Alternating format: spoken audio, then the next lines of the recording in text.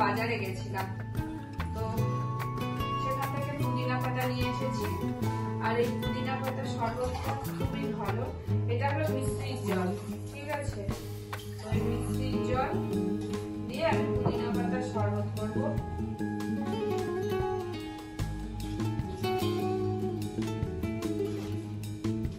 পুদিনা পাতা দিয়ে নিয়েছি,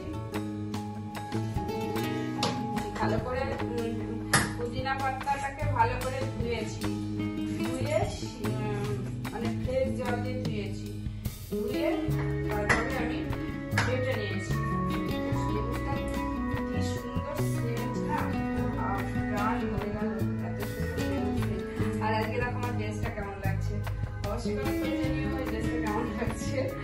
তো টি শার্ট পরেছি আর সঙ্গে জিন্স, পরে ভালো করে দেখাবো। বটিটা রেখে আসি।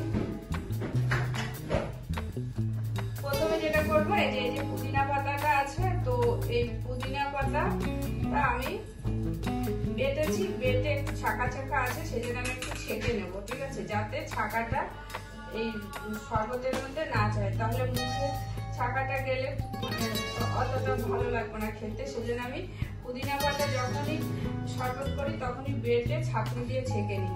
আর এই শরবতটা রোদের থেকে এসে যদি খাওয়া যায়, কিংবা পেট খারাপ হলে, পেটে কোনো প্রবলেম হলে, খুবই উপকারী শরবতটা। তো আর এটা মিষ্টি ভিজিয়ে রাখা জল, ঠিক আছে? মিষ্টির জল দিয়েই খেলে পরে বেশি উপকার। আর এখানে দিয়ে দেবো এই যে লেবুর রস, আজকে আমি একটু খাবো। আমি আর আমার ছেলের জন্য বানাচ্ছি পুদিনা পাতার শরবত। তোমরা বানিয়ে খেয়ে দেখতে পারো, পুদিনা সত্যি অসাধারণ লাগে। দিয়ে দিলাম লেবু,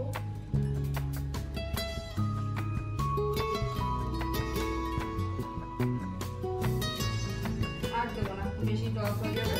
আর সঙ্গে দিয়ে দিচ্ছি বিট নুন একটু, যেহেতু শরবত তো শরবতের মতো করে বানাতে হবে, সেই জন্য। এবার দিয়ে দিচ্ছি মিষ্টির জল, ছেঁকেই দিচ্ছি, মিষ্টির জলটাও ছেঁকে দিচ্ছি। তো দুটো জায়গায় বানাবো।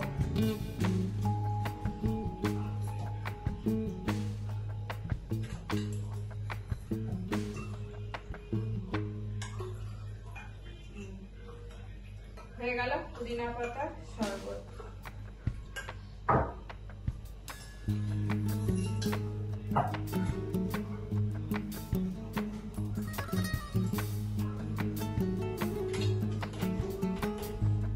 আচ্ছা, এটা যদি একটু সাজানো যায় তাহলে কেমন লাগবে বলে, খুব সুন্দর লাগবে।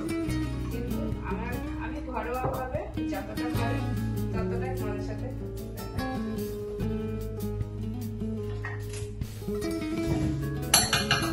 করিস না রে বাবা।